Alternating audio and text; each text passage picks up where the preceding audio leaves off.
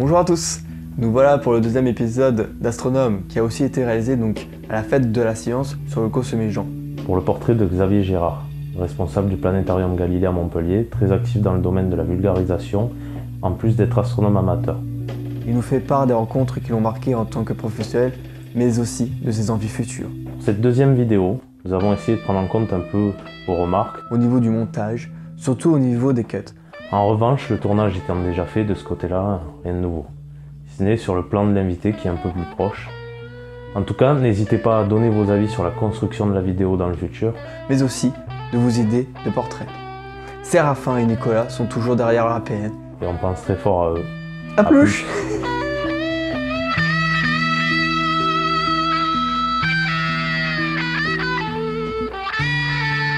Initiating system.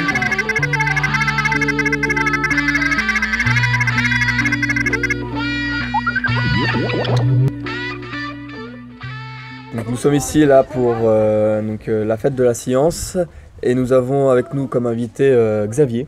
Bonjour Xavier. Xavier Bonjour Girard. Sylvain. Bonjour Maxime. Bonjour Xavier. Peux-tu te présenter? Alors Xavier Girard, je travaille au Planétarium Galilée à Montpellier et je baigne dans l'astronomie depuis tout petit. Comme Obélix. On va pas la ressortir à chaque fois. Quel rapport as-tu avec l'astro? C'est-à-dire, est-ce que c'est juste ton métier ou est-ce que tu es en même temps astronome amateur? Qu'est-ce que tu fais en tant qu'astronome amateur? Alors moi j'ai démarré l'astronomie tout petit, vers, je sais pas, peut-être vers 8-9 ans, chose comme ça. J'ai très tôt cherché à observer le ciel. Et puis je suis tombé dans le milieu des planétariums aussi petit, étudiant on va dire. Et en fait, très tôt en fait, j'ai eu envie de parler d'astronomie à tout le monde, à tous les publics, parler d'étoiles, de planètes, essayer de comprendre comment ça marche et de parler aux autres de ce que j'avais compris, essayer de diffuser l'astronomie le plus largement possible. D'accord. Ok. Donc tu aimes vraiment partager, essayer de vulgariser, c'est vraiment le C'est- point. Ouais, avec une passion Sur lequel- particulière pour ce qui concerne l'astronomie de position, la mécanique céleste, comprendre comment ça marche autour de nous, pourquoi la Terre tourne sur elle-même, pourquoi elle tourne autour du Soleil, qu'est-ce qu'on observe, comment ça se traduit concrètement dans des éléments scientifiques. Et en parler autour de moi, ouais, c'est mon dada. Ouais. D'accord. Donc, comme tu es un grand passionné par ce partage et que tu travailles du coup dans le planétarium de Montpellier, du coup quel est vraiment ton rôle au sein du planétarium? Alors moi, là, je suis responsable du planétarium. On est une petite équipe et je m'occupe du contenu des programmes, je suis responsable des scolaires, du contact avec les enseignants, donc j'essaye d'organiser de l'événementiel. Donc j'essaye de chapeauter un petit peu tout ce qui se passe au planétarium. Ok. D'accord. Et en tant qu'animateur, donc tu disais que tu as commencé petit, mais comment c'est arrivé vraiment à partir de quel moment tu as pu rentrer, tu as pu commencer en tant qu'animateur? Qu'est-ce qui a déclenché vraiment le... Alors en fait, il y a ça 20-25 ans, il y avait des géotrouve-tout un peu partout qui construisaient leur propre planétarium. Et moi j'ai rencontré un gars qui avait construit son planétarium, il avait tout fait et il avait ponctuellement besoin de gens pour l'aider, donc c'est comme ça que j'ai démarré. Et j'ai fait comme ça des animations en planétarium, dans des foires expo, dans le métro parisien, dans le RER à Paris, un petit peu partout. D'accord. Avec plein de types de planétariums différents. Et en essayant de... Alors à l'époque, il fallait un peu bidouiller, il fallait trouver des méthodes pour faire passer des messages. Bidouiller techniquement aussi pour que ça marche. Et oui, Parce que c'est pas bien forcément sûr. les planétariums actuels. finalement c'est dans tous les domaines de l'astro, quoi. Et c'était des planétariums, ça existe encore d'ailleurs, des planétariums mobiles en fait. Donc tu as un dôme gonflable sur ce dôme en fait on utilise un projecteur et on projette le ciel étoilé dessus. D'accord. Je crois que Kylian, c'est ce qui se servent. Des fois il anime un planétarium Raymond, ouais. au Festival d'astronomie de Toutavel Avec et Raymond. il y a... D'accord. C'est pareil, je trouve que c'est gonflable dans une salle. C'est ça. Mhm. Donc, et ben, du coup, alors, au sein du planétarium de Montpellier, quels sont les projets du moment ou les projets du futur que tu voudrais réaliser? J'ai toujours le projet de continuer de poursuivre le développement des conférences, à un rythme mensuel ou tous les 2 mois. Des projets d'observation du ciel aussi, alors peut-être pas forcément à l'extérieur, mais même dans les murs pour les nuits des étoiles, observation du soleil par exemple. Proposer des observations du ciel éventuellement aussi en plein jour, quand la lune est visible, quand Vénus aussi est bien pétante. Pourquoi pas observer les planètes en plein jour quand elle est en croissant, dans le cas de Vénus par exemple. Et puis des expositions, faire venir également des astronautes, des cosmonautes, ça va être le cas très prochainement, avec un cosmonaute, un russe et puis un américain qu'on fait venir au planétarium. D'accord. Donc aussi essayer de faire venir des personnalités un petit peu intéressantes, c'est ça, particulières, ouais. pour donner envie aux Exactement. gens de faire de l'astronomie et de s'intéresser au ciel et à l'espace. D'accord. Ok. Alors du coup, là donc tu as parlé des projets que tu as donc, Au sein du Planet. au sein du Planet, donc des projets professionnels. Mais toi, en tant qu'astronome amateur de base, tu as des projets aussi ou qu'est-ce que tu veux réaliser? Alors c'est des choses très très simples, hein. Moi c'est m'éclater la rétine sur des Ah, gros j'aime ça. télescopes, J'aime ça. observer le ciel avec des grands instruments, avec des télescopes de 500, 600, 700 mm. Comme celui à Patrick. Ça renouvelle complètement l'observation du ciel. Ouais. Tu vois le ciel différemment et puis tu accèdes à des objets que tu ne peux pas avoir avec des instruments plus petits, quoi. Ouais. Donc des projets très très modestes, mais vraiment prendre plein la vue, quoi. C'est ça, éclatage de rétine. Justement, alors dans ta vie, au sein de différents planétariums, quelles sont les rencontres qui t'ont le plus marqué? Alors il y en a eu plusieurs. Il y a quelqu'un que tout le monde appréciait beaucoup, c'est André Vraïc, parce que c'était vraiment une personnalité hors norme, identique en public et en privé. Donc ça c'est quand même très rare. Et quelqu'un vraiment d'exceptionnel. Et puis après des rencontres avec des personnages qui sont allés dans l'espace. Ça c'est quand même aussi des gens qui sont souvent hyper accessibles, très posés, et puis qui ont derrière un parcours qui est d'un niveau hyper élevé. Et en fait, tu te rends compte que plus tu accèdes souvent à des gens de très haut niveau, et plus c'est des gens qui sont finalement relativement simples, accessibles, qui ont envie de communiquer, envie de parler de leur passion, Qui ont envie de partager leur leur... Partager, ouais. Alors c'est pas vrai pour tout le monde, hein, mais globalement, des rencontres comme avec Philippe Perrin, que j'ai vu juste après sa mission en 2004, Jean-François Clairvoy, il y a 4 ou 5 ans de ça, et puis d'autres astronautes, ils ont des parcours qui sont vraiment fabuleux, quoi. Donc j'espère rencontrer Thomas Pesquet dans les mois qui viennent, ce serait sympa. D'accord. C'est un projet caché ou... C'est un projet caché, en fait c'est un projet caché, oui et non, mais c'est un projet compliqué parce qu'il ne maîtrise pas son emploi du temps. J'ai des contacts aussi autour de moi qui essayent de le faire venir, donc il viendra dans la région, c'est certain. Ouais. Mais on ne sait pas quand, et le problème c'est qu'il risque d'y avoir beaucoup de monde qui veuille le voir à ce moment-là, donc ce ne sera pas forcément facile. Ok. Bien sûr. Mais il viendra dans les mois qui viennent, c'est sûr. D'accord, ça c'est bon à savoir. Ça, ouais. Du coup, il a répondu à la question. Ouais, il a dit- Parce que là, y a-t-il La des personnalités que tu voudrais rencontrer? Bah, Ouais, c'est vrai. tu as pu répondre effectivement à la question suivante. Bah, pour un peu finaliser, sous ça d'autres questions, pour finaliser un peu. Bah, déjà, on pourrait demander comment s'est passé pour toi cette Voilà, fête des sciences. séance, voilà. Qu'est-ce que tu en as pensé de cette fête des sciences? Alors, Fête de la Science, c'est un super projet. Je trouve que là, la réunion sur le Cosméjean, c'est vraiment top, quoi. Pouvoir réunir des gens, des dizaines de personnes qui sont passionnés d'astro dans un site comme celui-ci en pleine nature, c'est le pied, quoi. Moi, je trouve ça vraiment génial. C'est vrai que le site est exceptionnel. Ouais, le ciel a été moyen bien, on va dire. Mais non, c'est super de rencontrer des personnalités différentes, des gens qui ont des parcours différents, et puis de discuter avec les uns et les autres. Et c'est comme ça qu'on s'enrichit, en fait. Donc c'est vraiment... C'est ce qu'on disait finalement. Ce qui est bien, c'est qu'en plus de partager avec le public, ça a permis aussi, encore une fois, de rencontrer d'autres astronomes amateurs et d'autres professionnels. Mais Oui, c'est vraiment le partage des connaissances, quoi. ouais. L'astronomie, c'est une grande famille. Celle-là aussi, tu vas la placer à chaque fois.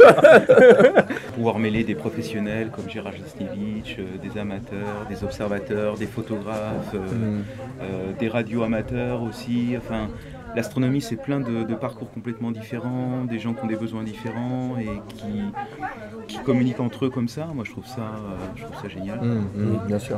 Ouais, La rencontre, ouais, c'est vraiment intéressant. C'est important. Ouais. C'est riche. c'est super. Je sais pas parler Ouais. de Roland Lehoucq aussi. J'aimerais bien voir Roland Lehoucq. Roland Je trouve ça Lehoucq. génial ce qu'il fait, ce mec, parce que c'est un mec qui est chercheur ultra pointu en tant que physicien. Et puis à côté, toutes ses conférences, c'est sur la science-fiction, où il essaye de décortiquer tous les films de science-fiction qui sortent au cinéma, et il essaye de trouver si les scénarios qui ont été trouvés sont réalistes ou pas, si ce qui pourrait être réalisé ou pas être réalisé. Donc il a fait ça avec Star Wars, avec Avatar et avec tous les films. Ça, il c'est le fait. Et avec Interstellar, oui, non Roland, ouais. Et avec Interstellar aussi. Exactement. Ouais, C'est j'ai vu au génial, RCE, ça. lui. Je l'ai rencontré au RCE. C'est- Et donc t'aimerais bien le faire Et- venir. Ah ouais, ouais. je trouve ça génial parce que c'est vraiment mettre l'astronomie, la science, une science qui est quand même une science dure, à la portée du grand public en faisant rêver quoi, le public. Moi je trouve ça Et fait. moi, au RCE, il avait fait une conférence sur Gravity. Et c'est vrai que je l'avais pas vu, en plus il m'a tout spoilé le film quoi. Ah ouais. Et c'est vrai que Il quand vaut tu mieux vois avoir vu après, le film, ouais. effectivement il a tout comparé, les séquences, les défauts du film, etc. Ce qui pouvait être vrai, etc. Tout ça. Et c'est vrai que tout de suite ça parle énormément au public. Ouais. Ça parle énormément au public quoi. Et si jamais t'avais quelque chose à dire pour la fin de particulier Je sais pas, que vive l'astronomie et moi là où je suis super content c'est de vous voir parce que en fait l'astronomie a besoin de se renouveler et souvent quand tu vas dans les clubs d'astronomie tu as souvent des gens qui sont quand même d'un certain âge et il y a besoin de gens jeunes pour pousser les choses quoi. Ouais. Parce qu'il y a besoin de renouvellement. Ouais. Et c'est vrai que globalement, tu vois, le public, même le public du planétarium, on voit que c'est un public qui est aussi, qui petit à petit est vieillissant. Donc le fait qu'il y ait des jeunes qui soient moteurs dans ce domaine-là, Et il y a c'est plus bien de- quoi. Il y a de plus en plus de jeunes quand même C'est qui super. Moi je trouve ça génial. Hein. se mettent à l'astronomie. Avec une vision de l'astronomie qui est de plus en plus technique. La photo, ce que vous faites avec les traitements d'image, quand même, c'est vachement poussé quoi. Moi je me vois pas du tout là-dedans, mais je suis admiratif. Quand tu vois les résultats, les images, Ah ouais, je c'est suis jaloux à la limite. Je époustouflant. me dis, waouh, putain, ce truc-là, mais attends, si j'étais capable de faire ça, Ouais, jamais c'est j'aurais la époustouflant. patience de faire ça, c'est pas possible. Bah, ouais. Mais ça, Bah, attends, c'est vachement. ouais, je vais prendre mon exemple parce que c'est vrai que bon, je suis un gars qui est à 100% visuel. Je suis une personne 100% visuelle, effectivement. J'ai fait un peu de photos il y a longtemps de ça. J'ai laissé tomber voilà, pour le traitement, pour tout ça, parce que pour moi, l'informatique, tout ça, j'arrivais vraiment pas à toucher à ça, quoi. Et c'est vrai que bah là, maintenant, il y a un peu plus d'une semaine, là, je me suis dit pourquoi pas me relancer, parce que quand je vois, comme j'ai répété avec l'interview de Fabien, c'est vrai que c'est exponentiel, c'est-à-dire les personnes qui rentrent au sein du club, vu comment le niveau il est haut, c'est impressionnant. Je me suis dit pourquoi pas me lancer, et c'est vrai que en l'espace de seulement une semaine, j'ai vu que j'avais un progrès pour les logiciels d'acquisition, etc. Et je suis vraiment heureux. C'est parce que c'est vrai que c'est pour ça. Je pense que, en tout cas seul, je pense que j'aurais été seul ou alors dans un autre club par exemple, je pense que j'aurais pas fait de photos. Je me serais pas lancé dans la photo. Ouais. Ça, Et puis, c'était sûr. avec ces photos, moi, j'ai qu'une seule envie, mais ça se concrétisera peut-être jamais, mais c'est de faire une expo. Tu fais une expo avec des photos vraiment de grande taille, qui soient tournées vers le public. Sur un tu bon es à côté support. un morceau de carte du ciel qui te disent voilà ce que vous photographiez là, c'est à tel endroit. Et puis à côté les données techniques, une présentation de la personne qui a fait la photo, qui a fait le traitement. Ça peut être J'imagine même faisable. une Ça peut grande être faisable, expo, largement faisable. Ouais. Ce serait quelque Bien chose qui sûr, serait formidable. avec les instruments, etc. Parce que c'est ça que les personnes cherchent. C'est effectivement, c'est décrire en fait sur une photo, c'est ça qui est superbe, c'est que on va décrire l'objet, qu'est-ce que c'est, etc. Mais les personnes se dire ouais mais alors qu'est-ce que vous avez utilisé comme matériel pour faire ça, parce que je doute que c'est pas juste un trépied avec l'appareil, etc. Non, vous avez quelque chose, etc. Et après il y a toutes les données effectivement comme tu as dit techniques derrière. Donc en une photo on peut voir plein de choses comme ça. Et imagine des photos comme ça en grand format, Albe, et tu mets ça. Alors moi, le top pour moi, ce sera en extérieur. Comme ce qui se fait à Paris, au Jardin du Luxembourg, là où tu as des photos de grand format qui sont Ah sur les oui. grilles du jardin, et Avec c'est des photos qui sont une sorte exposées de pendant parcours. 6 mois. Ouais. Alors là, ça veut dire que même quelqu'un qui n'a pas envie de rentrer dans une salle, de s'emmerder dans une salle d'expo, il est à l'extérieur, il peut être attiré par les images et voir ça. Ouais, ça peut être. Il faut monter ça dans la région de Ouais. Montpellier, là. Tu mets ça sur les grilles du Jardin des Plantes là, à Montpellier, Ouais. et puis tu mets des photos en grand À la place de format. la com. Place de la Comédie, ouais, ce serait top. Quoi. C'est vrai. C'est vrai. En tout cas, moi, ce que je trouve Envisager ça. super, c'est justement le fait de faire par exemple avec connaissances et partage, Voilà. de partager justement plein de choses, parce que c'est ce qu'on disait tout à l'heure, finalement, par exemple, nous, il y en a certains de l'asso qui ont commencé seuls, et pour qui ça a été un peu plus long, le cheminement, et on voit la différence justement avec les nouveaux qui arrivent et qui, eux, progressent à une vitesse, et c'est super, Ah, c'est justement. Moi, je impressionnant, trouve ouais. ça vraiment... Bah, écoute, je vais te dire un exemple. Moi, j'ai commencé l'astro tout seul. Je devais avoir une dizaine d'années. J'ai une carte du ciel classique. Et puis, j'avais trouvé la casserole, ça c'était facile. Et je cherchais l'étoile polaire. Et c'était ce putain d'étoile polaire, mais j'ai dû mettre 3 mois avant de la trouver. Quoi. Parce que j'avais pas compris, en fait. J'avais pas compris qu'une carte du ciel, tu vois, c'est un truc qui est plein et ça, il faut le transposer sur une demi-sphère. Et j'avais pas compris ça, j'étais petit et après je suis rentré dans un club d'astro et dans un club, mais tu progresses de façon exponentielle. C'est ça, bien sûr. Quand tu es tout seul dans ton coin, oui, tu avances ton rythme et puis tu peux arrêter, tu peux te bloquer, tu peux. Voilà. Mais effectivement, au contact des autres, c'est comme ça que tu avances vite. C'est évident. Hein. Et là, cette collaboration entre les clubs, connaissance et partage, Alpes, voire même éventuellement d'autres clubs. Et puis, il y a d'autres domaines de l'astronomie. bien sûr, tu vois, il y a c'est des ça. gens à Montpellier qui font de la spectroscopie, c'est C'est encore ça, un autre domaine. exactement. C'est bien qu'ils se partagent ces échanges comme ça entre tous les gens qui tournent autour, qui gravitent autour de l'astronomie. De toute façon, oui, l'idée, c'est pour nous, hein, c'est ce qu'on disait avec Fabien, c'est de s'ouvrir encore plus aux autres clubs parce que finalement, ça fait encore plus de passionnés. Et, C'est ça. comme tu disais, même si c'est autour de différents domaines de l'astronomie, c'est quand même, au final, ça rassemble et ça permet d'avoir encore plus de motivation pour des projets qui peuvent être vraiment sympas. Et puis il y a quand même un truc extraordinaire aujourd'hui, c'est que les astronomes amateurs participent de plus en plus à des projets Professionnel, exactement. Et ça, c'est, je veux dire, il y a 20 ans, il y a 25 ans, ça n'existait pas. Il y a une collaboration pro amateur qui est quand même qui est énorme. Et c'est ça aussi que moi personnellement je voudrais effectivement réaliser, pourquoi pas. Pourquoi aussi je me suis mis en photo, parce que personnellement j'adore la spectro. Et donc du coup réaliser effectivement des projets en spectroscopie pour les professionnels, ça serait vraiment l'idéal. Quoi. Il y a ça, et puis même plus modestement, tu vois, les photos comme toi, Maxime, qui sont super riches. Bah, aujourd'hui, il y a des gens qui, avec ces photos-là, ils découvrent des nouvelles nébuleuses planétaires, par exemple. Exactement. Et quand tu trouves après dans un atlas du ciel un nom comme Wouters ou d'autres gars qui font des découvertes, c'est quand même extraordinaire. Quoi. Il y a 25 ans, tu n'avais pas ça. Non, non. Et cette collaboration des amateurs avec les professionnels, enfin, moi, je trouve ça fabuleux. Bah, surtout, par exemple, Wouters, c'est vrai que c'est un objet énorme en plus qu'il a découvert. Quoi. Ah, vous Avec 4 Lamar, ouais. Qu'est-ce que je veux dire merci Xavier. Merci, ouais. Merci à vous. Et puis, Et de toute façon, à bientôt. toujours ce plaisir entre là, pour l'instant, nos deux associations, les projets qu'on pourra réaliser Je sais, c'est pour plus ça tard. que j'ai écourté. Voilà, qu'on avait parlé effectivement du coup de ce rassemblement qu'on voudrait réaliser. Et puis avec d'autres associations. Et longue vie à Albe. Et longue Et vie à longue vie à l'astronomie et à la gastronomie. Exactement. Merci. Merci à vous. Merci. T'as oublié l'astrologie. Oh putain, Il a bordel. tenu plus longtemps que toi, Fabien. Toi, t'es vraiment. Tu parles pas, quoi. Je suis bavard. Ouais, c'est super cool. Bon, si tu veux, hein.